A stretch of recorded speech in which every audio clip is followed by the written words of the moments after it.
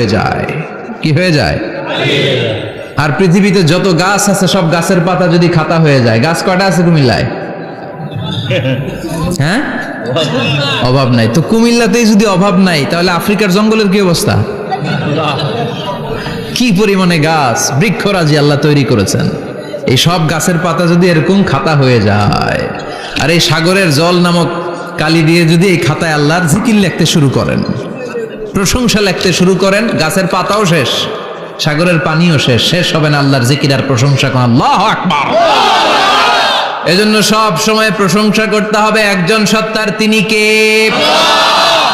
সে আল্লাহ বললেন, হুয়াল আউয়ালু ওয়াল আখিরু ওয়াল যাহিরু ওয়াল বাতিন ওয়া হুয়া বিকুল্লি শাইইন আলিম। আল্লাহ বললেন, আমার প্রশংসা করবি না কেন? আমি সবার প্রথমে, আমি সবার শেষে, আমি প্রকাশ্যে, আমি গোপনে। কার কথা?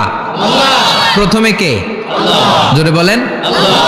প্রথমে আল্লাহ আল্লাহ, শেষেও আল্লাহ আল্লাহ, আকাশে আল্লাহ আল্লাহ, জমিনে আল্লাহ আল্লাহ। পড়েন পড়েন, প্রথমে আল্লাহ আল্লাহ, শেষেও আল্লাহ আল্লাহ, আকাশে আল্লাহ আল্লাহ, জমিনে আল্লাহ আল্লাহ। আবার পড়েন, প্রথমে আল্লাহ, শেষেও আকাশে আল্লাহ আল্লাহ, জমিনে আল্লাহ আল্লাহ। নিখিল জাহান গাই গুণগান, তার নামে গাই আমরাও গাহি। তাআলা হামদে বারি তাআলা, হামদে বারি তাআলা, হামদে বারি তাআলা। পড়েন আল্লাহু আকবার। তিনিই প্রথম, তিনিই শেষ, তিনিই প্রকাশ্য, তিনিই গোপন। এজন্য প্রশংসা চলবে একজনের। চিল্লায় বলেন, কে? আল্লাহ তোমার প্রশংসার জন্য আমরণ আমরা করতে পারি, তৌফিক দাও। জোরে পড়েন আমিন। সুলতানপুর নুরানিয়া হাফিজিয়া মাদ্রাসা ও এতিমখানার উদ্যোগে আজকের এই প্রোগ্রাম সভাপতিত্ব করছেন আলহাজ শামসুল হক সরকার, অবসরপ্রাপ্ত সরকারি কর্মকর্তা। আসছেন সভাপতি? অসুস্থ, আল্লাহ তুমি সুস্থ করো। আমার আগে কথা বলছিলেন হযরত মাওলানা ইয়াহইয়া মাহমুদ দামাত বারাকাতুহু, প্রতিষ্ঠাতা প্রিন্সিপাল শাইখুল হাদিস জামিয়া দারুল উলুম রামপুরা ঢাকা। সুন্দর বয়ান করছিলেন, আমি খাচ্ছিলাম আর শুনছিলাম। প্রামাণ্য বর্ণনা করছিলেন কিভাবে কিয়ামত হবে, কিভাবে আমরা উঠব হুফাতান ওরাতান মুশাতান গুরলা, উলঙ্গ, নেকেড। সেদিন আমাদের গায়ে জামা থাকবে? জ্যাকেট থাকবে খালি? কি থাকবে? কিছু থাকবে, জামা থাকবে না, পায়ে জুতা থাকবে না, পেটে খাবার থাকবে না, খালি থাকবে চিৎকার। সেদিন থাকবে কি? মনে হয় কথাগুলো প্রতিদিন এগুলো রিমাইন্ডার দিবেন নিজেকে, যে ওই দিনটার মুখোমুখি আমি হতে যাচ্ছি, আমি কি তৈরি করেছি আখিরাতে নাজাতের জন্য। প্রতিদিন ভাবতে হবে যে দাদা চলে গেল, বাবা চলে গেল, আমিও ওই একই পথের যাত্রী। দ্য ডেস্টিনেশন ইজ সেম, গন্তব্য এক, কেউ আগে কেউ পরে। এটাই ওয়াজ, এটাই দামি ওয়াজ। এটা মনে রাখলেই মানুষ আর চুরি করতে পারে না, মিথ্যা বলতে পারে না, ইফটিজিং করতে পারে না, পরকিয়া করতে পারে না, মতের বিরুদ্ধে গেলে তারে রামদা দিয়ে কোপাইতে পারে না। চিল্লা এখন ঠিক কিনা? এটাই হচ্ছে ইসলাম। আখিরাতের স্মরণ, যিকরাদ্দার, চলে যেতে হবে। ছোট্ট আছি, বড় হব। এই যে দাড়ি পাকা মুরব্বীরা যারা আছেন, ওনার মায়ের পেট থেকে তো এরকম সাদা দাড়ি নিয়ে বেরিয়েছিল না? ছোট্ট বাচ্চা হয়ে এসেছিল, ওনারা ওয়া ওয়া করে কেঁদেছে। শৈশব, কৈশোর, যৌবন, প্রৌঢ়ত্ব, বার্ধক্য, বয়সের ভার, চুল আর দাড়ির শুভ্রতা। আগে ছিল সিঙ্গেল, হয়েছে ডবল, এরপরে হয়েছে মেয়ের বাপ, এরপরে শ্বশুর, এরপরে নানা। This is the circle of life. এটাই সার্কেল, রাউন্ড, এভাবে ঘুরে আবার চলে যেতে হবে। এই চিন্তাটা যদি মাথায় থাকে, ওই লোক টেন্ডারবাজি করতে পারে? চাঁদাবাজি, ইফটিজিং, মিথ্যা বলতে পারে? যৌতুক খেতে পারে? এজন্য সব সময় give yourself the reminder of আখিরা। আখিরাতের রিমাইন্ডার নিজেরাই নিজে দেন। অন্যায় হয়ে গেলে, ভুল হয়ে গেলে রিমাইন্ডার দেন যে থাকতে আসি নাই, চলে যাব। কেউ থাকতে পারে নাই, নবীরাও পারে নাই। যে মালাকুল মাউত রুহু কবজ করে, ওই ফেরেশতা থাকতে পারছে? চলে গেছে, আমাদেরকে চলে যেতে হবে। আল্লাহ বুঝার তৌফিক দাও। তো উনি এগুলো নিয়ে দেখলাম কথা বলছিল, চমৎকার বলছিল। এরকম ভালো আলেমদের দাওয়াত দেওয়া উচিত, যারা কিচ্ছা কাহিনী না বলে কনস্ট্রাকটিভ কথা বলে, কিছু শিখে যাওয়া যায়, কিছু জেনে যাওয়া যায়, পুঁজির বোঝাটা হালকা না ভারী করা যায়, ঠিক কি না? আল্লাহ আমাদেরকে তৌফিক দান করুক, উনি যা বললেন আমরা যেন আমল করতে পারি। আর অনেকে কথা বলেছেন, যারাই বলেছেন নিঃসন্দেহে কোরআন থেকে বলেছেন। আমরা চাই এই কোরআনের কথা ছড়িয়ে পড়ুক শহর, গ্রাম, বন্দর, বিশ্বের আনাচে কানাচে সব জায়গায়। রাজি আছেন তো? কোরআন দিয়ে দেশ চলুক আমরা চাই না? কোরআন দিয়ে সমাজ চলুক আমরা চাই না? কোরআনের ভেতরে সব সমস্যার সমাধান দিয়েছে কে? আল্লাহ। সমাধান চাও যদি জীবনে মরণে, ফিরে যাও খুঁজে নাও চোখ রাখো কোরআনে। পড়েন সবাই, সমাধান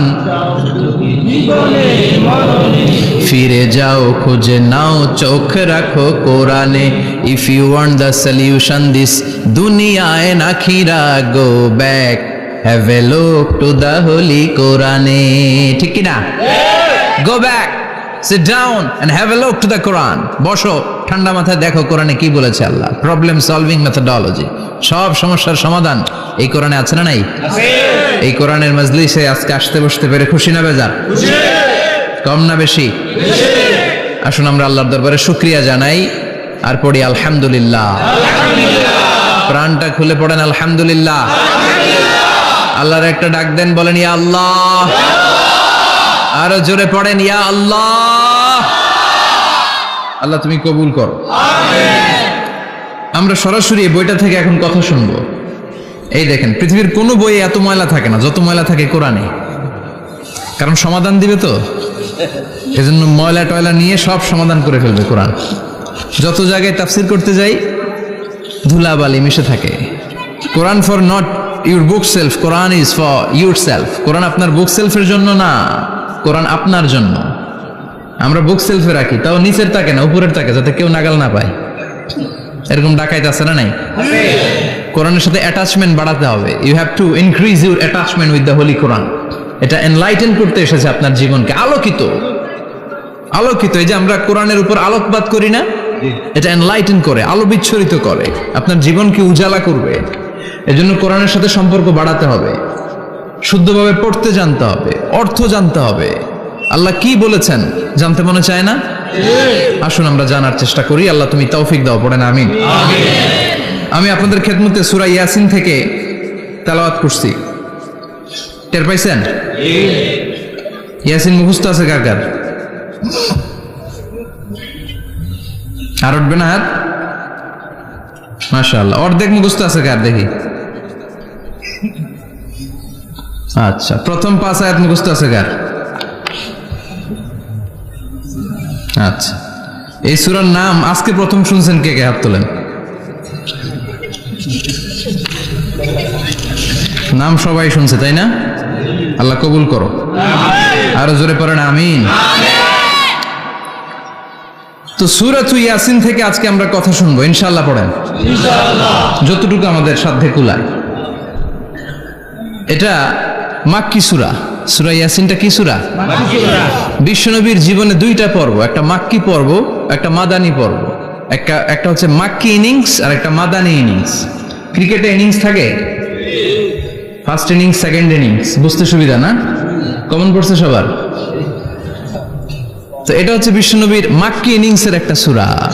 মাক্কি ইনিংসের বৈশিষ্ট্য হচ্ছে বিশ্বনবী তাওহীদের দাওয়াত দিয়েছেন, রিসালাতের দাওয়াত দিয়েছেন, আখিরাতের কথা বলেছেন, একটু নরম নরম কথা বলেছেন। কারণ চারদিকে খালি মাইর, চারদিকে কি মাইর। কোরআনের কথা বললে মাইর আছে না? মার খেতে হয়, বকা শুনতে হয়, ঝুঁকি নিয়ে কথা বলতে হয়। চিল্লা এখন ঠিক কিনা? বিশ্বনবীরে বলা হলো এগুলো ছেড়ে দেন, এগুলো ছেড়ে দেন। সুন্দরী নারী দেব, টাকার পাহাড় দেব, ক্ষমতার চেয়ারে বসিয়ে দেব, সব দিব। এই হচ্ছে আমাদের 3 দফা। নারী দেব, সম্পদ দিব, ক্ষমতা দিব। বিষ্ণু বললেন আমার খালি 1 দফা। আমার কয় দফা? 1 দফা। লা ওয়াদাউ আশ-শামসা ফি ইয়ামিনি, সূর্য যদি ডান হাতেও দাও, ওয়াল কামারা ফি ইয়াসারি, চন্দ্র যদি বাঁ হাতেও দাও, এই কালেমার দাওয়াত থেকে 1 হাতও আমারে পিছনে নেওয়া যাবে না। চিল্লা এখন ঠিক কি না? মুমিন কখনো ভয় পায় না মুমিন কখনো পিছু হটে না, মুমিন স্ট্র্যাটেজি চেঞ্জ করে, মুমিন কৌশলী হয়। এই রাস্তা দিয়ে যাওয়া যায় না, বৈশা বৈশা কেঁদে লাভ নাই, রাস্তা আরেকটা খুঁজতে হবে, আরেকটা রাস্তা বানায় নিতে হবে। এটাই হচ্ছে মুমিনের বৈশিষ্ট্য। আল্লাহ তুমি বুঝার তৌফিক দাও। তো বিশ্বনবীর মাক্কি ইনিংসের খেলার সিস্টেম ছিল ঠ্যাক দিয়ে খেলতেন। ক্রিকেটে কি বলে যে উইকেট বাঁচায় খেলতে হবে, তোমার উইকেট যাতে পড়ে না যায়, তো ঠেকায় ঠেকায় খেলে। তো বিশ্বনবী ঠেকায় ঠেকায় খেলছেন, আর 4 ছক্কা মারছে সব মাদানি ইনিংসে। সুবহানাল্লাহ নাই? মাদানি ইনিংসে বিশ্বনবী গর্জে উঠলেন, জ্বলে উঠলেন আপন শক্তিতে। রবি না? তো বিশ্বনবী মাদানি ইনিংসে যেটা করেছেন সেটা হচ্ছে সমাজ সংস্কার করেছেন। He was a very good reformer of the society. As a father, as a husband, as a reformer of the society, as a lawgiver, as a lawmaker, as a commander, and as a messenger, Muhammad is the Superman of the world. স্বামী হিসেবে, বাবা হিসেবে, নেতা হিসেবে, নবী হিসেবে, সমাজ সংস্কারক হিসেবে, আইন প্রণেতা হিসেবে মুহাম্মদ হচ্ছেন এই পৃথিবীর জন্য সুপারম্যান। তার কোনো তুলনা হয় না, বিশ্বনবীর কোনো তুলনা হয় না। Beyondless, boundless, bottomless. তার নিয়ে কথা বলতে গেলে সময় ফুরায় যাবে, মাইকের ব্যাটারি শেষ হয়ে যাবে, মাগার কথা শেষ হবে না। এজন্য ওনার জীবনের ক্ষেত্রে বলা হয় বিয়ন্ডলেস, বাউন্ডলেস, বটমলেস। অসাধারণ ব্যক্তিত্ব, সুপার ক্যালিফ্রাজিলিস্টিক এক্সপিয়ালিডোসাস, অসাধারণ, যার কোনো তুলনা হয় না, এক্সেলেন্ট, আনপ্যারালাল। মাদানী জীবনে উনি সশস্ত্র সংগ্রাম করলেন, সংস্কার করলেন সমাজটাকে, সেনাবাহিনী বানালেন। তখন আর নরম নরম ভাবে খেলে নাই, গরম ভাবে খেলেছে। এটা হচ্ছে ইমানের দাবি। মুমিনরা কৌশলী হয়, যখন যে পরিস্থিতি, ওই পরিস্থিতির সাথে তাদের স্ট্র্যাটেজি তারা পাল্টায়।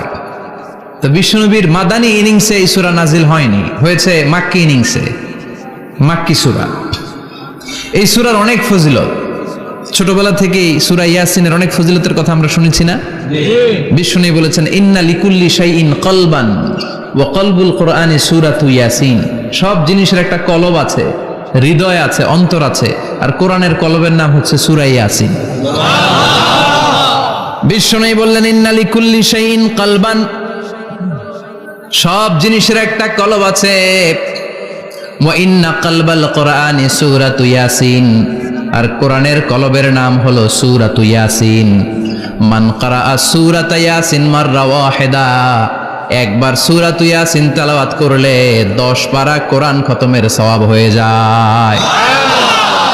বিশ্বনবী বলতেন ইন্না ফিল জাসাদি মুদগা, দেহে একটা গোশতের টুকরা আছে, ইযা সালুহাত সালুহাল জাসাদু কুল্লু, এই দেহের গোশতের টুকরা যদি ভালো হয়ে যায় পুরো দেহটারে ভালো করে দেয় কে? আল্লাহ। এই দেহের গোশতের টুকরাটা যদি পচে যায় পুরো দেহটারে নষ্ট করে দেয় কে? আল্লাহ। বিশ্বনবী বললেন আলা ওয়াহিয়াল কলব, ওই টুকরাটার নাম হলো কলব। টুকরাটার নাম কি?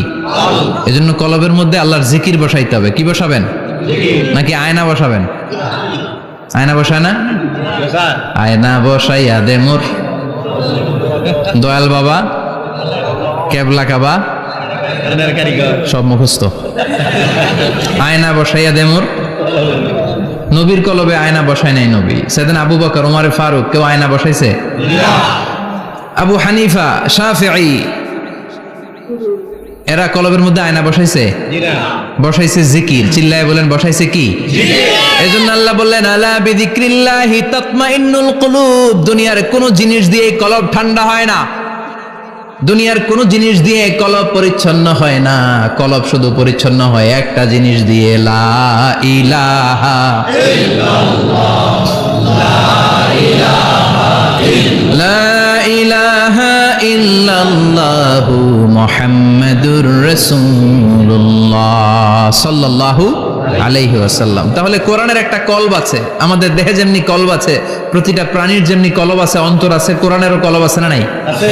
কোরআনের কলবের নাম ইয়াসিন। চিল্লায় বলেন কোরআনের কলবের নাম ইয়াসিন। আবার বিশ্বনবী বলতেন ইকরাউ আলা মাউতাকুম সূরাতা ইয়াসিন, তোমাদের মুমূর্ষু ব্যক্তিদের সামনে বসে সূরাতু ইয়াসিন তেলাওয়াত করো। রূহ চলে যাবে, মৃত্যুর একেবারে দ্বার প্রান্তে দাঁড়িয়ে এই মুহূর্তে তার পাশে বসে পড়তে আরম্ভ করেন ইয়াসিন ওয়াল কুরআনিল হাকীম ইন্নাকা লামিনাল মুরসালিনা আলা সিরাতিম মুস্তাকিম। ওই ব্যক্তির ঈমানের মৃত্যু দান করে দিবে কে? আল্লাহ। মৃত্যুর কষ্ট হালকা করে দিবে কে? আল্লাহ। আবার বিশ্বনবী বলতেন, রাত্রিবেলা যে ব্যক্তি একবার সূরাত ইয়াসিন তেলাওয়াত করে ঘুমাতে যায়, সকালবেলা নিষ্পাপ অবস্থায় তারে ঘুম থেকে জাগাবে কে? আল্লাহ। তাহলে এই সূরার মর্যাদা কম কম না বেশি বেশি? কলবুল কোরআন, এটা কোরআনের কলব, একবার পড়লে 10 পড়ার সওয়াব। আবার মুমূর্ষু ব্যক্তির সামনে বসে সূরা ইয়াসিন তেলাওয়াত করতে বলা হয়েছে, তাহলে মৃত্যুর কষ্টরে হালকা করে দেয় কে? আল্লাহ। আবার রাত্রিবেলা সূরা ইয়াসিন তেলাওয়াত করলে সকালবেলায় নিষ্পাপ বানায় দেয় কে? আল্লাহ। মনে থাকবে? কোরআনের কলবের নাম কি? ভুলে যাবেন না তো? বেশি বেশি তেলাওয়াত করতে রাজি আছেন? সকাল সন্ধ্যা তেলাওয়াত করবেন তো? সূরা ইয়াসিন ছাড়াও এই সূরার অনেকগুলো নাম তাফসীর গ্রন্থে পাওয়া যায়। এই সূরার একটা নাম হচ্ছে সূরাতুল কাদিয়া। সূরাতুল কাদিয়া তাকদি হাজাত কারিইহা। যে এই সূরা তেলাওয়াত করে ওই তেলাওয়াতকারীর যে হাজত আছে, প্রয়োজন আছে, এই সূরার বরকতে আল্লাহ তার প্রয়োজন পূরণ করে দেয়। আমাদের জীবনে প্রয়োজন আছে না নাই? কার কাছে চাইবো? বিপদে পড়লে কারে বলবো? আমরা বিপদে পড়লে প্রথমে শেয়ার দেই ফেসবুকে। কোথায় শেয়ার? আগে শেয়ার দিব কার কাছে? মনে থাকবে? বিপদে পড়লে ফেসবুকে শেয়ার দিব না, বন্ধুরে শেয়ার করব না, বউয়ের কাছেও পরে শেয়ার করব, আগে শেয়ার করব কার কাছে? মনে থাকবে? এজন্য বিশ্বনবী বলতেন এই সূরার নাম সূরাতুল কাদিয়া, মানুষের হাজত পূরণ করে দেয়। এই সূরা তেলাওয়াত করে যদি আপনি আল্লাহর কাছে কোনো বিপদ থেকে পানা চান অথবা কোনো প্রয়োজন নিয়ে দোয়া করেন, সূরার বরকতে প্রয়োজনটা পূর্ণ করে দেয় কে? আল্লাহ। কেউ যেটা পারে না পারে কে? আল্লাহ। কেউ যেটা দেয় না দেয় কে? আল্লাহ। কেউ যেটা শোনে না শোনে কে? আল্লাহ। তাহলে পেলাম সূরাতুল কাদিয়া। আরেকটা নাম আছে সূরার, সেটা হচ্ছে সূরাতুল আযীমা, সুমহান সূরা। কি সূরা? সুমহান, আযীমা।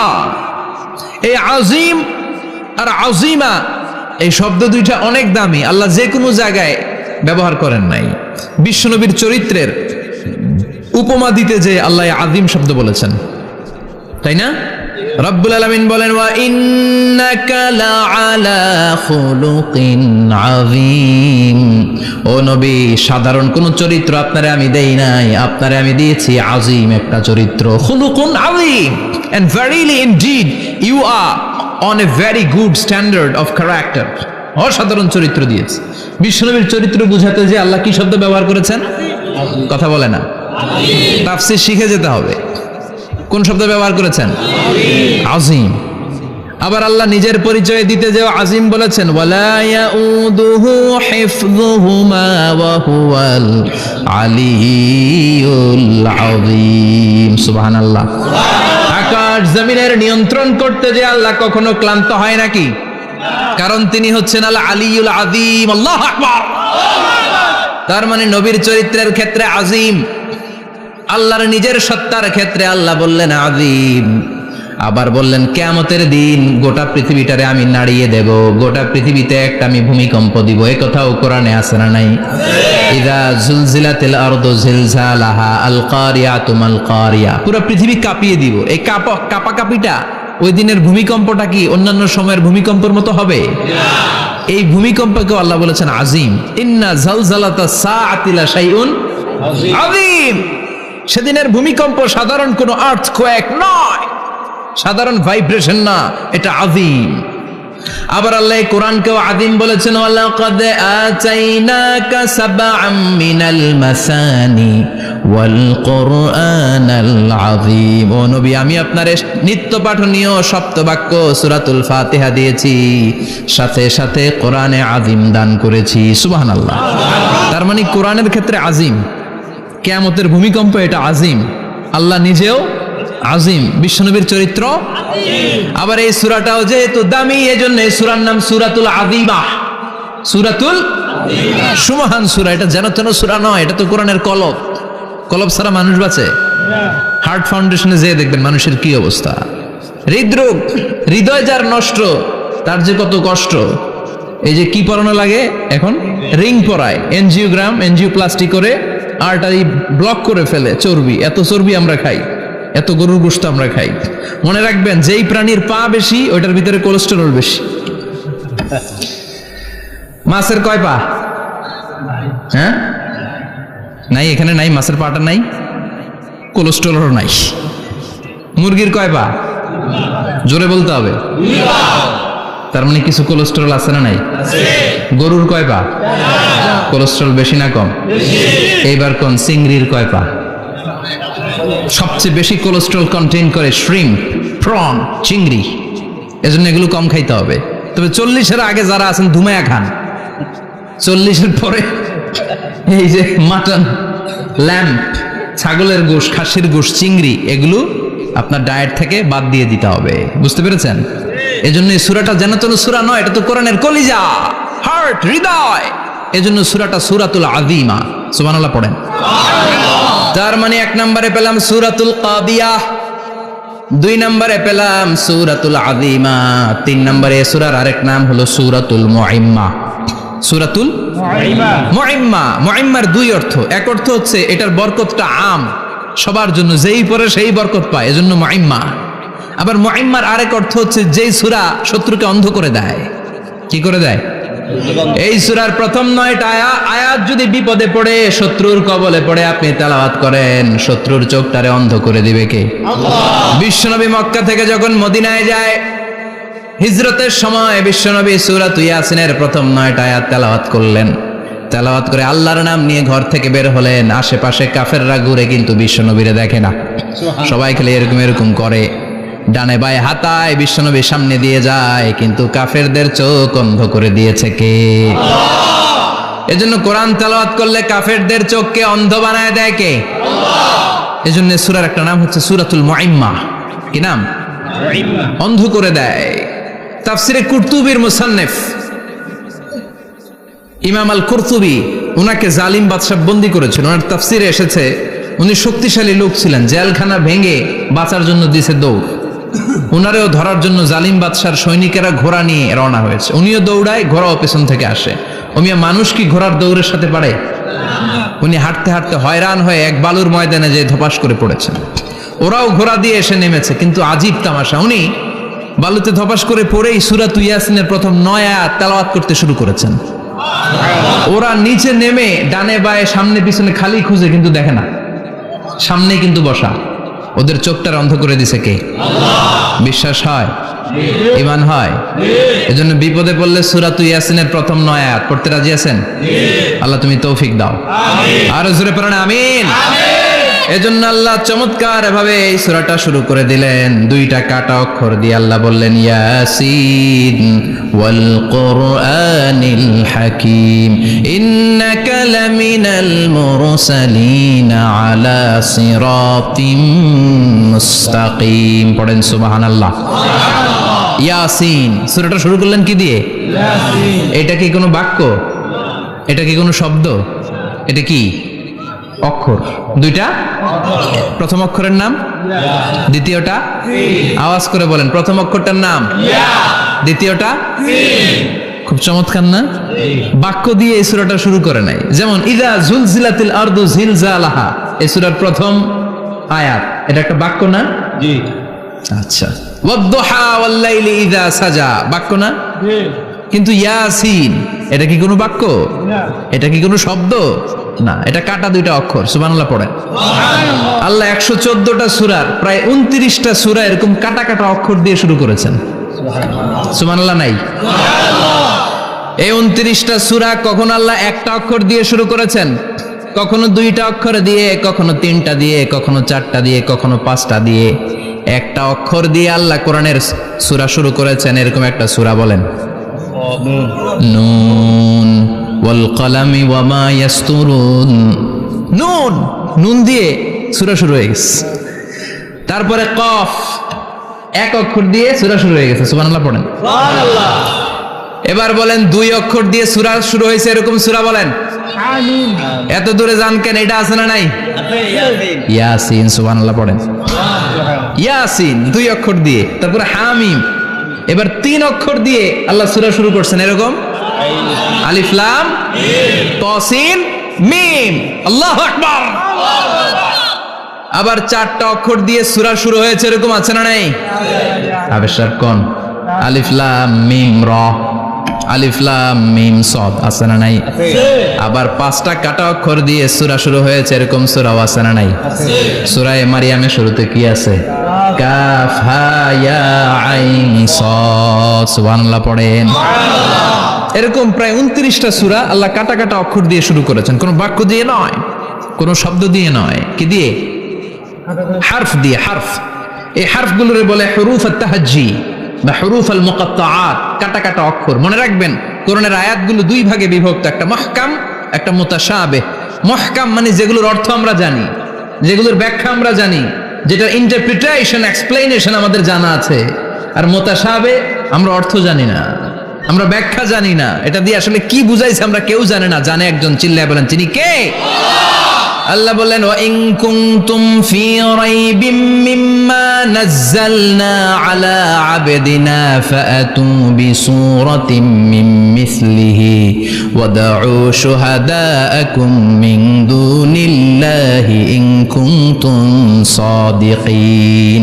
আল্লাহ বললেন ও জাহেলি যুগের লোকেরা, শোনো শোনো, এত আরবি কবিতা বানাতে পারো, এত গল্প লিখতে পারো, আরবিতে এত নোবেল বানাতে পারো, উপন্যাস বানাতে পারো, আর্টিকেল লিখতে পারো, আমার নবীর উপর যে কোরআন আমি নাজিল করেছি এই কোরআনের ব্যাপারে অন্তরে যদি কোনো সন্দেহ থাকে, বাপের বেটা হলে পারলে কোরআনের মতো একটা সূরা বানিয়ে নিয়ে আসো। পারছে? কিয়ামত পর্যন্ত কেউ পারবে? বিশ্বনবী যেই জামানাতে এসেছিলেন ওই জামানায় আরবি ভাষা সাহিত্যের উৎকর্ষতা সাধিত হয়েছিল। আরবি ভাষার এতটা উৎকর্ষ পৃথিবী কখনো দেখে নাই। কবিতা, গদ্য, পদ্য, গল্প, উপন্যাস, রচনা, প্রবন্ধ, আর্টিকেলের শয়লাভ। এই ভাষা সাহিত্যিকদের চোখে আঙ্গুল দিয়ে আল্লাহ বুঝাতে চাইলেন, এত অর্থ করতে পারো, এত ব্যাখ্যা জানো, এত বড় বড় বুলিয়া ওড়াও, এত কিছু তুমি জানো, তাহলে বলো ইয়াসিন অর্থ কি? সুবহানাল্লাহ কইবেন না? তাইলে বল নুন অর্থ কি? কফ মানে কি? আলিফ লাম রা মানে কি? ফাবুহিতাল্লাযী কাফার। কেউ জানে না, কেউ উত্তর দিতে পারে না। কোন সুবহানাল্লাহ। এটা কোরআনের মুজিজা, এটার অর্থ কেউ জানে না। আর এগুলোর অর্থ নিয়ে খোঁচাখুচি করাও ঠিক না। তবে মুফাসসিরিন ইকরাম এগুলোর কিছু অর্থ সম্ভাব্য বলার চেষ্টা করেছেন। যেমন ইয়াসিনের অর্থ ইবনে আব্বাস বলেছেন এর অর্থ হতে পারে ইয়া ইনসান, হে মানুষ। সুবহানাল্লাহ পড়েন। কেউ কেউ বলেছে এটার অর্থ হতে পারে ইয়া সাইয়্যিদ আল মুরসালিন। কেউ কেউ বলেছেন ইয়াসিন হতে পারে ইসমুল্লাহ, আল্লাহর নাম। কেউ বলেছেন এটা হতে পারে ইসমুন লিন নবী, বিশ্ব নবীর নাম। আবার কেউ কেউ বলেছেন ইয়াসিন হতে পারে এই কোরআনে কারিমের একটা নাম। কোন সুবহানাল্লাহ। এই সম্ভাব্য সব কথাগুলো বলে পৃথিবীর সব মুফাসসিররা বলতে বাধ্য হয়েছেন আল্লাহু আ'লামু বিমুরাদিহি বিহি। এটার দ্বারা আসল অর্থ যে কি এটা আমরা কেউ জানি না। জানে কে? আল্লাহ। চিৎকার করে বলতে হবে জানে কে? তাহলে ইয়াসিন মানে আমরা জানি না। ইয়াসিনের অর্থ আমরা ছেড়ে দেব কার উপর? আল্লাহ। এরপর আল্লাহ বললেন ওয়াল কুরআনিল হাকীম, প্রজ্ঞাময় বিজ্ঞানময় কোরআনের শপথ। ওয়াল কুরআনিল হাকীম, বিজ্ঞানময় প্রজ্ঞাময় কোরআনের শপথ বা কসম। ওয়াল কুরআনিল হাকিমে যে ওয়া, এই ওয়াটারে আরবিতে বলে ওয়া আল কাসামিয়া। কি বলে? ওয়া আল কাসামিয়া। কসম কাটার জন্য আল্লাহ এই ওয়া ব্যবহার করেছেন। যত জায়গায় কোরআনে আল্লাহ কসম কেটেছেন ওই কসমের শব্দটার আগে ওয়া আছে না নাই? ও মিয়া, কোরআনে আল্লাহ সময়ের শপথ করেছেন, কসম কেটেছেন, যুগের কসম কেটেছেন। যুগের সময়ের আরবি হলো আল আসর। এই আসরের আগে ওয়া আছে না নাই? কি বলছে আল্লাহ? ওয়াল আসর, ওয়াল। আবার 3 ফলের কসম আল্লাহ কোরআনে কেটেছেন। কি বলেছেন? ওয়াত্তিন মানে 3-এর কসম। জাইতুনের কসম কেটেছেন, বলেছেন ওয়াজ্জাইতুন। তুর পাহাড়ের কসম কেটেছেন, বলেছেন ওয়াতুর সিনিন। যত জায়গায় কসম তত জায়গায় ওয়াও আছে না নাই? পাহাড়ের নামে কসম কেটেছেন, আল্লাহ বলেছেন ওয়াতুর। সূর্যের নামে কসম কেটেছেন, আল্লাহ বলেছেন ওয়াশ-শামসি ওয়া দুহাহা। সুবহানাল্লাহ কইবেন না? ফজরের নামে কসম কেটেছেন। কি বলেছেন? ওয়াল ফাজর। জিলহজ মাসের প্রথম 10 রাতের কসম কেটেছেন। কি বলেছেন? ওয়া লায়ালিন আশর। জোর আর বেজরের কসম কেটেছেন, আল্লাহ বলেছেন ওয়াশ-শাফঈ ওয়াল ওয়াতর। সূরা ইয়াসিনে কাটা কাটা দুইটা অক্ষরের পরে রব্বুল আলামিন কোরআনের কসম কেটেছেন, এজন্য আল্লাহ বলেছেন ইয়াসিন ওয়াল কোরআনিল হাকিম। ইয়াসিন ওয়াল কোরআনিল হাকিম, প্রজ্ঞাময় বিজ্ঞানময় কোরআনের শপথ। কোরআনের মধ্যে বিজ্ঞান আছে না নাই? বেশি না কম? বিশ্বাস হয় না? নাস্তিকদের কথা বিশ্বাস হয়? নাস্তিকরা বলে কোরআনের মধ্যে বিজ্ঞান নাই, কোরআনের মধ্যে সায়েন্স নাই, কোরআনের ভেতরে টেকনোলজি নাই। কিন্তু কোরআন বলে এমন কিছু নাই, মানুষের প্রয়োজনীয় এমন কিছু নাই যেটা আমার ভিতরে নাই। আল্লাহু আকবার। আল্লাহ বললেন মা ফাররাতনা ফিল কিতাবি মিন শাই, কিতাবের মধ্যে আমি কিছু বাদ রেখে দেই নাই। ইতিহাসের কথা বলেছি, পাতালপুরীর কথা বলেছি, ঊর্ধ্ব জগতের কথা বলেছি, মহাকাশের কথা বলেছি, cosmology, astrology, geology, zoology, botany, human anatomy, embryology, সব কিছুর কথা কোরআনের মধ্যে দিয়েছে কে? কোরআনের ভেতরে মানুষের কথা আছে না নাই? কোরআনের মধ্যে গাভীর কথা আছে না নাই? গাভীর কথাও আছে। কই আছে? হ্যাঁ, সূরাতুল গাভীর সূরা। সুবহানাল্লাহ কইবেন না? মানুষের কথা আছে সূরাতুল ইনসান, জিনদের কথা আছে সূরাতুল জিন, মাকড়সার কথা আছে সূরাতুল আনকাবুত, মৌমাছির কথা আছে সূরাতুন নাহাল। মৌমাছির কথা বলেছেন, দুধের কথা বলেছেন, প্রাণীর কথা বলেছেন, খাদ্যের কথা বলেছেন, মানুষের দেহ বৈশিষ্ট্যের কথাও বলেছেন। চিৎকার করে পড়েন আল্লাহু আকবার। আল্লাহ বললেন ওয়া আওহা রাব্বুকা ইলান নাহলি আনিত্তাখিযি মিনাল জিবালি বুয়ুতাও ওয়া মিনাশ শাজারি ওয়া মিম্মা ইয়ারিশুন। সুবহানাল্লাহ পড়েন। ওয়া আওহা রাব্বুকা ইলান নাহল, আল্লাহ মৌমাছির কাছে সিক্রেট মেসেজ পাঠিয়েছেন। সুবহানাল্লাহ পড়েন। ওহীকে আরবিতে বলে সিক্রেট মেসেজ। সায়েন্টিফিক আলোচনা শুরু হইতেছে, মনোযোগ আছে না গেছে? জিমানি ধরছে? হ্যাঁ, মনোযোগ আছে না গেছে? তাকবীর দেওয়া যাবে? জোরে না আসতে? শুরুতে বিবাহিতরা দেন, এরপরে অবিবাহিতরা দেন, এরপরে সবাই মিলে দেন। বিবাহিত কারা কারা দেখি?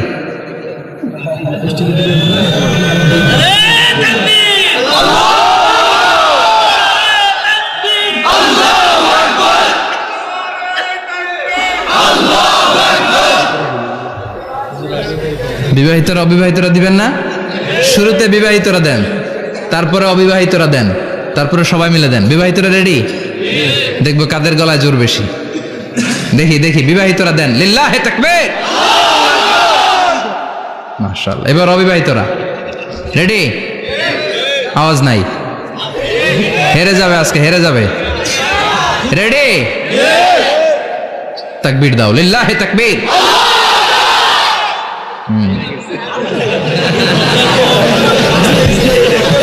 ইয়াংদের পারফরমেন্স আলাদা, আওয়াজ বেশি। এবার সবাই মিলে তিনটা, লিল্লাহি তাকবীর, লিল্লাহি তাকবীর, লিল্লাহি তাকবীর। আল্লাহ মৌমাছিকে ওহী করেছেন। কি করেছে? দেখেন, ওয়াল কোরআনিল হাকিম, আল্লাহ যে বললেন শেষ হবে না এই কথা। ওয়াল কোরআনিল হাকিম, বিজ্ঞানময় কোরআনের শপথ, প্রজ্ঞাময় কোরআনের শপথ। বিশ্বনবী বলেন লা তুহসা আজাইবুহু, কোরআনের আশ্চর্যান্বিতার কোনো শেষ নাই। ওয়ালা তাবলা গারাইবুহু, কোরআন কোনোদিন কারো কাছে পুরাতন মনে হয় না। ফিহি মাসাবিহুল হুদা, কোরআনের মধ্যে আছে হেদায়েতের মশাল। ওয়া মানারুল হিকমা, কোরআন হলো বিজ্ঞানের সুউচ্চ মিনার। লা তুহসা আজাইবুহু, কোরআনের আশ্চর্যান্বিতার শেষ নাই। যতই পড়বেন আপনি আশ্চর্য হয়ে যাবেন, যতই স্টাডি করবেন, যতই অধ্যয়ন করবেন, আপনার চোখকে খুলে দিবে কে? আল্লাহ। ওয়ালা তাবলা গারাইবুহু, কোরআন কখনো পুরাতন হয় না। পুরান হয় নাকি? যার বয়স 50 বছর ধরে নামাজি মানুষ, প্রতি নামাজের প্রত্যেক রাকাতে কোন সূরা পড়া লাগে? তো 50 বছর যদি কেউ নামাজি হয়, তাহলে কত লক্ষবার উনি সূরা ফাতিহা পড়ছে উনি নিজে জানে? তারপরেও কোনোদিন কি মনে হয়েছে সূরা ফাতিহাটা একটু পুরান পুরান লাগে? আজকে কুল হল্লা দিয়ে শুরু করুন, কথা বলেন। পুরান লাগছে কোনোদিন? এত পড়ছি এটা, আজকে আর এটা না, আজকে আর একটা, এরকম মনে হয়? বলা চাপলা গারাইবুহু, পুরান লাগে না। প্রতিদিন নতুন, প্রতিনিয়তই নতুন, অলওয়েজ নিউ, সব সময় নতুন। এজন্য বিশ্বনবী বললেন লা তুহসা আজাইবুহু, কোরআনের আশ্চর্যান্বিতার শেষ নাই। ওয়ালা তাবলা গারাইবুহু, কোরআন কখনো পুরাতন হয় না। ফিহি মাসাবিহুল হুদা, কোরআনের মধ্যে আছে হেদায়েতের মশাল। ওয়া মানারুল হিকমা, কোরআন হলো বিজ্ঞানের সুউচ্চ মিনার। সুবহানাল্লাহ। আল্লাহ বললেন ওয়া আওহা রাব্বুকা ইলান নাহাল, আমি মৌমাছির কাছে মেসেজ দিলাম, সিক্রেট মেসেজ। আনিত্তাখিযি মিনাল জিবালি বুয়ুতা, তোমরা পাহাড়ের মধ্যে তোমাদের বাড়ি বানাও, মৌচাক বানাও। অমিনা সাজার, গাছের মগ ডালে, বড় বড় ডালে তোমরা বাসা বানাও। ওয়ামিম্মা ইয়ারিশুন, উঁচু উঁচু জায়গায় মৌচাক বানাও, যাতে করে গ্রামের ছোট্ট ছেলেরা ঢিল মারতে না পারে। কোন সুবহানাল্লাহ। মৌমাছির আল্লাহ শিখাই দিছে। নিচু জায়গায় কোনোদিন মৌমাছির বাসা দেখবেন? নিচু জায়গায় সহজে নাগাল পাওয়া যায়, ধরা যায়। কথা কন। ডাল বেয়ে মগ ডালে ওঠা লাগে মধু খাইতে চাইলে। চিল্লায় বলেন ঠিক কিনা? আল্লাহ সিক্রেট মেসেজ দিলেন আর বললেন আনিত্তাখিযি। আলেম যারা আছেন বলেন তো, ইত্তাখিযি এটা কি মুজাক্কারের সিগা না মুয়ান্নাসের সিগা? কথা কইতে হবে। কেউ নাই এটার উত্তর দেওয়ার মতো? মুয়ান্নাস। মাশাআল্লাহ, এটা স্ত্রীবাচক শব্দ। আল্লাহ মৌমাছিকে যে মেসেজ করছে পুরুষ মৌমাছিরে কয় নাই, এটা নারী মৌমাছিরে কইছে। চিল্লা এখন সুবহানাল্লাহ। এখন গবেষণা করে দেখা গিয়েছে কার্ল ভন ফ্রিচ, একজন অস্ট্রিয়ান বিজ্ঞানী, উনি এটা নিয়ে গবেষণা করে 73 সালে 1973-তে নোবেল পেয়ে গেছে। এই আয়াতের উপর গবেষণা করে আল্লাহ কেমন করে সিক্রেট মেসেজ দিয়েছেন, কেমন করে মৌমাছি মৌচাকের বাসা বাঁধে, কেমন করে মধু আহরিত হয়, এটার উপর গবেষণা করে উনি একটা বই লিখেছেন, দ্য ডান্সিং বিজ। নেচে যাওয়া মৌমাছিগুলো, নাচতে নাচতে যেতে থাকা মৌমাছিগুলোর উপর একটা বই লিখে, দ্য ডান্সিং বিজ লিখে উনি নোবেল প্রাইজ পেয়েছেন এই মধুর উপরে। চিল্লায় পড়েন আল্লাহু আকবার। এখন কোরআনের আয়াত থেকে বোঝা গেল আনিত্তাখিযি মিনাল জিবালি বুয়ুতা, আল্লাহ নারী মৌমাছিকে বলেছেন মৌচাক বানাও, তোমাদের মধু রাখার জন্য বাসা বানাও। কার্ল ভন ফ্রিচ গবেষণা করে পেয়েছে মৌচাকের বাসা বানানো হয়, মধু আহরণ করা হয়। যেই মৌমাছিটা নেতৃত্ব দেয় এটা পুরুষ মৌমাছি নয়, এটা হলো মহিলা মৌমাছি। কোন সুবহানাল্লাহ। পুরো মৌচাকের মধ্যে মধু আহরণ, মধু নেওয়া, পুরো প্রসিডিউরটা সারার জন্য কোনো পুরুষ মৌমাছি লিডিং দেয় না, লিডিং দেয় একটা নারী মৌমাছি, স্ত্রী মৌমাছি। এজন্য ইত্তাখিয, ম্যাসকুলিন জেন্ডার ইউজ না করে আল্লাহ বলেছেন ইত্তাখিযি। নারী মৌমাছিকে আল্লাহ অ্যাড্রেস করে বলেছেন যাও মৌচাক বানাও আর এটার মধ্যে মধু আহরণ করো। চিল্লায় পড়েন আল্লাহু আকবার। আল্লাহ বললেন ইত্তাখিযি মিনাল জিবালি বুয়ুতা, পাহাড়ের মধ্যে ঘর বানাও। ওয়ামিনাস সাজার, গাছের বড় ডালের মধ্যে ঘর বানাও। ওয়ামিম্মা ইয়ারিশুন, উঁচু উঁচু জায়গায় ঘর বানাও। উনি গবেষণা পেয়েছেন এই মধুর মধ্যে অসাধারণ কিছু ন্যাচারাল অ্যান্টিসেপটিক আছে। কি আছে? Natural antiseptic. এটার নাম হচ্ছে প্রপিলিস। প্রপিলিস নামে একটা লিকুইড পাওয়া যায় মৌচাকের মধ্যে। এটা কাটা জায়গায় লাগা দিলে স্যাভলন, ডেটল কিছু লাগানো লাগবে না। ওই প্রপিলিসের কারণে আপনার কাটা জায়গা এমনি শুকিয়ে যাবে। সুবহানাল্লাহ পড়েন। দ্বিতীয় বিশ্বযুদ্ধে রাশিয়ান যত সৈনিকরা যুদ্ধে আহত হতো, ওরা আলাদা করে অ্যান্টিসেপটিক খাইতো না, ওরা মধু আইনা লাগাই দিত আর সুস্থ হয়ে যেত। সুবহানাল্লাহ পড়ে। নিউজিল্যান্ডের কিছু বিজ্ঞানীরা আবিষ্কার করেছে মৌমাছির হুলের ভিতরে রেমিটিক ফিভারের অ্যান্টিবায়োটিক আছে। অনেকের বাত জ্বর হয়, বাতের ব্যথা থাকে না? থাকে, মুরব্বীদের বেশি হয়। ওই জায়গার মধ্যে যদি আপনি মৌমাছি এনে ঢুকাই দিতে পারেন, মৌমাছির হুল লাগাই দিতে পারেন, ভালো হয়ে যাবে। মৌমাছি যখন হুল ফুটে আরাম লাগে না অনেক? খাইছেন? কামড় খাইছেন? হ্যাঁ, মজা লাগে। তো নিউজিল্যান্ডের এই গবেষকরা এরা আবিষ্কার করেছে যে মৌমাছি যদি হুল ফুটিয়ে দেয়, ওইখানে বাতের ব্যথা থাকলে, বেদনা থাকলে এটা ভালো হয়ে যাবে। আমি নিজে দেখেছি, বিবিসি একটা ডকুমেন্টারি। ইজিপশিয়ান একজন ফিজিশিয়ান, চিকিৎসক, উনি ওনার বাতের ব্যথায় আক্রান্ত যত রোগীরা আছে ওদের গায়ের মধ্যে মৌমাছি এনে এনে নিজে নিজে হুল ফুটায়। রোগী চিৎকার মারে, ও মাগো, ও আল্লাহ গো, কিন্তু একদিন পরে ব্যথা নাই, আর কয় ভালো হয়ে গেছি। সুবহানাল্লাহ কইবেন না? তো এজন্য এই কার্ল ভন ফ্রিচ 1973-তে দ্য ডান্সিং বিজ লেখে গোটা বিশ্বকে তাক লাগিয়ে দিয়েছে। তার গবেষণার প্রতিটি পয়েন্ট কোরআনের আয়াতের সাথে মিলে যায়। চিৎকার করে পড়েন আল্লাহু আকবার। এই যে আমরা মধু খাই, এই মৌচাকের ভেতরে অন এন অ্যাভারেজ অ্যারাউন্ড 60,000 মৌমাছি থাকে। 3 ভাগে, একটা হচ্ছে কুইন বি, একটা মেল বি, আর একটা হচ্ছে ওয়ার্কার বি। একটা থাকে রানী মৌমাছি, এর নেতৃত্বে সবাই চলে। আর একটা থাকে মেল বি, পুরুষ মৌমাছি, বংশ বাড়ানোর জন্য এদের কাজে লাগে। আর সব হচ্ছে ওয়ার্কার বি, সবাই কাজ করে। আল্লাহ বললেন সুম্মা কুলি মিন কুল্লি সামারাত ফাসলুকি সুবুলা রাব্বিকি যুলুলা। আল্লাহ সিক্রেট মেসেজ দিয়ে বললেন, গাছের উপরে বাসাবাদ, পাহাড়ের উপরে মৌচাকের বাসাবাদ, উঁচু উঁচু জায়গায় তোমরা তোমাদের বাসা বাঁধো। সুম্মা কুলি মিন কুল্লি সামারাত, এরপর এলাকার যত মিষ্টি মিষ্টি ফুল আছে, ফল আছে, ওখান থেকে রস নিয়ে আসো। সুবহানাল্লাহ। পুষ্প রস সংগ্রহ করে, মধুগুলো, এটার বলে sweet nectar. They collect the sweet nectar from the flowers. এবং মধুর মধ্যে এত চমৎকার জিনিস থাকার কারণ হচ্ছে মৌমাছিগুলো ওই এলাকার সব ধরনের ফুল, ভালো ভালো সুগন্ধযুক্ত ফুল ফল থেকে রস নিয়ে আসে। তো ওই গাছগুলোর মধ্যে বনাজি গাছ আছে না নাই? ঔষধি গাছ আছে না নাই? এজন্য মধুরে বলা হয় সব রোগের ঔষধ। যত বনাজি ঔষধি গাছের নির্যাস আর পুষ্প রস আছে, সব আল্লাহ মধুর ভিতরে ঢুকায়া মধুকে আল্লাহ ন্যাচারাল ভ্যাকসিন বানিয়ে দিয়েছেন। চিল্লায়ে পড়েন আল্লাহু আকবার। আল্লাহ বললেন সুম্মা কুলি মিন কুল্লি সামারাত, সব ফল আর ফুল থেকে এই নেকটার পুষ্পরস নিয়ে আসো। ফাসলুকি সুবুলা রাব্বিকি যুলুলা, যেমন যেমন গিয়েছিলা পথ চিনায় আবার ফিরে আসো। ইয়াখরুজু মিন বুতুনিহা শারাব, এরপর তাদের পেট থেকে বের হয় শারাব। মুখতালিফুন আলওয়ানু, এক একটা মধুর কালার হয়ে যায় এক এক রকম। কোন সুবহানাল্লাহ। সরষে ফুলের মধু একটু সাদা সাদা হয় না? আমি হচ্ছি মধু খাওয়ার পোক। আমি দেশে বিদেশে যেখানে গিয়েছি ফ্রেশ হানি আমি অনেক খুঁজেছি। ইয়ামানি একটা মধু পাওয়া যায়, ইয়ামানের সাওয়াহিলি এলাকায়, পাহাড়ি এলাকায়, একেবারে কুচকুচে কালো। আবার অনেক মধু আছে কিছুটা খয়েরি এবং হলুদ বর্ণের। কিন্তু সরষে ফুলের যে মধুটা, এটা অনেকটা সাদা। এই পুষ্পরস নিয়ে মৌমাছিগুলো মৌচাকের মধ্যে ঢেলে দেয় না, এগুলো খেয়ে ফেলে। প্রত্যেকটা মৌমাছির পেটের ভেতরে আল্লাহ দুইটা করে স্টোমাক দিয়েছে, পাকস্থলী। সুবহানাল্লাহ পড়েন। এটাই কার্ল ভন ফ্রিচ দ্য ডান্সিং বিজ বইয়ের মধ্যে লিখেছে গবেষণায়, যে দুইটা পাকস্থলী। একটা পাকস্থলী দিয়ে মৌমাছি খায়, নিজে খেয়ে বাঁচে। আর একটা পাকস্থলী দিয়ে এই ফ্লাওয়ার নেক্টার, পুষ্প রস সংগ্রহ করে ওই পাকস্থলীতে রাখে। ওই পাকস্থলীর ভেতরে আল্লাহ একটা ন্যাচারাল এনজাইম দিয়েছেন। ওই এনজাইমের সাথে ওই পুষ্প রসটা মিক্সড হয়। তারপরে আরেকটা টিউব আছে, ওই টিউব দিয়ে মৌমাছি যে সে বাসার মধ্যে মৌমাছি যে সেখানে সাপ্লাই করে দিয়ে আসে, মধু ঢুকিয়ে দিয়ে আসে। চিল্লায় পড়েন সুবহানাল্লাহ। তার মানে বিষয়টা এমন না ফুলের রস নিয়ে মৌচাকের দিয়ে আসলো, ফুলের রস সে নেয়, তার স্পেশাল একটা স্টোমাকের মধ্যে ঢুকায়, সেখানে এনজাইম দিয়ে, পাচক রস দিয়ে আল্লাহ এটাকে সমৃদ্ধ করে দেয়।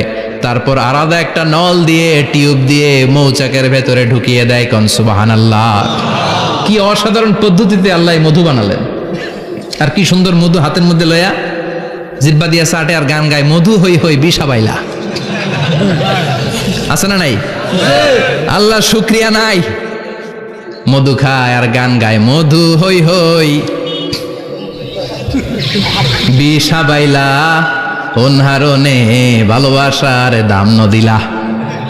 আছে না নাই? ডাকাইত। এই মধু খেয়ে শুকরিয়া করতে হবে কার? বসো, চিৎকার করে বলেন শুকরিয়া করতে হবে কার? আল্লাহ বললেন ইয়াখরুজু মিন বুতুনিহা, এটা মধু সরাসরি চলে আসে না, ওর পেট থেকে বের হয়। মুখতালিফুন আলওয়ানুহু, বিভিন্ন রঙের মধু আছে না নাই? ব্ল্যাক কালারের মধু হয়, হোয়াইট হানি হয়, অর্গানিক হানি হয়, ক্রিমড হানি হয়। কত ধরনের মধু যে আল্লাহ পৃথিবীতে রেখেছে তার ইয়ত্তা নাই।